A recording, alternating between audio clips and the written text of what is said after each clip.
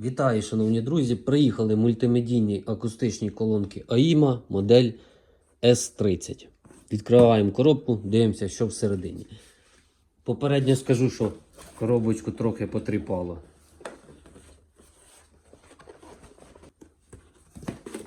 Так, цікаво нас зустрічає блок живлення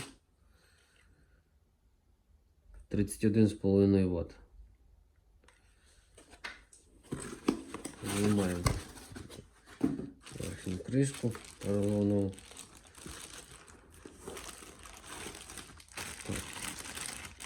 Набір кабелів. Шнур підключення від активної колонки до пасивної. USB-A на USB-A. RCA на 3,5 джек. Оптичний кабель. Ну і сама інструкція. Давайте відразу покажу інструкцію. Бо часто запитують, чи немає там того чи іншого параметра в інструкції. Кому потрібно, ставте на паузу.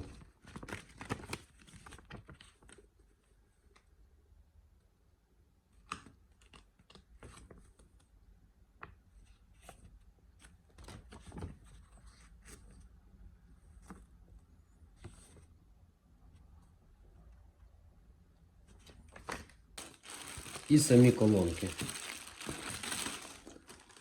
Права активна.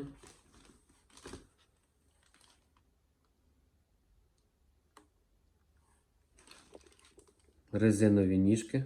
Резина досить жорстка, але для ніжок саме те, що треба. Дизайн мені подобається. І друга ліва пасивна.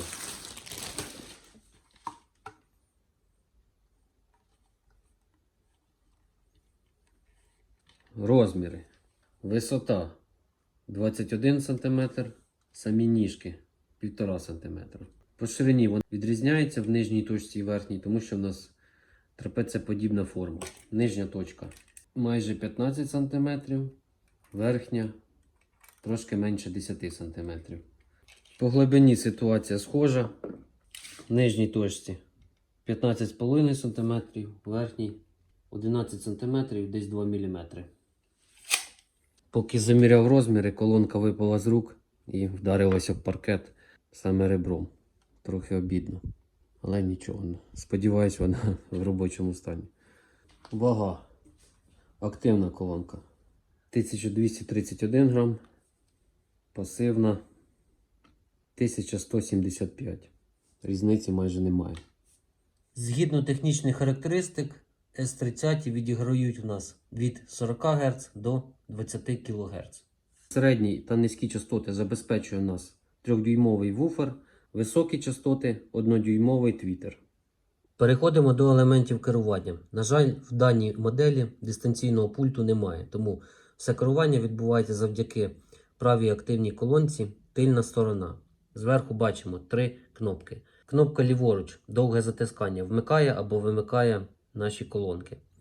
Ліворуч від даної кнопки є світлодіод. Короткими натисканнями ми переключаємося між режимами. Якщо горить зелений, це в нас означає, що включений режим RCA. Якщо синій, це Bluetooth. Якщо фіолетовий, це оптика, а білий це USB. Маємо 3 регулятори. Верхній у нас збільшує або зменшує гучність. Середній відповідає за високі частоти, а нижній за бас. У високих та низьких частотах у нас посередині є така фіксація, щоб ми знали, що це в нас 0. Верхній регулятор гучності також натискається. І таким чином ми перемикаємось між 3 режимами еквалайзера: музика, діалог та кіно. Знизу вхід на живлення, правіше вихід на ліву пасивну колонку, а також у нас є вихід на активний сабвуфер. Приклад роботи світлодіоду.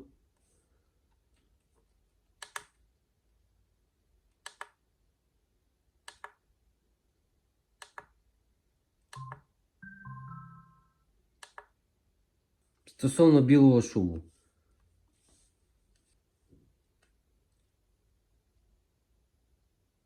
Дуже близько вухо прислонити до колонки, тоді білий шум чутно. А так з пів метра чи з 30 см його вже не чутно.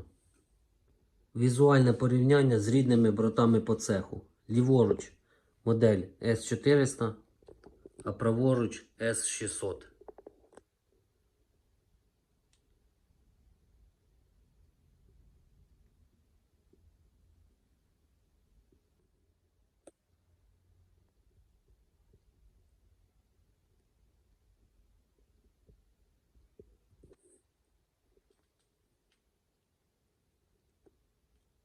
Переходимо до найголовнішого і самого цікавого – якість звуку. Загалом суб'єктивно звучать вони достойно, але я був просто вражений глибині басу. По цьому параметру вони переплюнули навіть S600, не кажучи вже за S400, які вмикаєш після S30 і таке відчуття, що там басу зовсім немає. Перший мій випадок, коли ось в характеристиках написано, що дані колонки грають від 40 Гц, і ти після їх прослуховування дійсно можеш в це повірити. Суб'єктивно мені тут навіть не потрібен сабвуфер. До висновків. Мінуси. Перший – відсутність пульту дистанційного керування. І другий витікає з першого. Всі елементи керування знаходяться на тильній стороні активної колонки. Тобі потрібно весь час лізти позаду, щось там намацувати і так далі. Було б набагато зручніше зробити регулятор гучності попереду із кнопкою перемикання режимів. А тепер до плюсів. Перший – дизайн, він мені дуже подобається. І другий – якість звуку. Особливо бас. Тут 10 із 10. До цього часу на робочому столі я використовував модель S400. Тепер їх почесне місце займуть S30. Далі в мене в планах записати порівняння трьох моделей S400, S30, а також S600. Якщо вже хтось користується даними системами, обов'язково діліться своїм досвідом в коментарях, задавайте питання. Якщо відео було корисним, буду вдячним за лайк. Підписуйтесь на канал. Всім дякую за перегляд.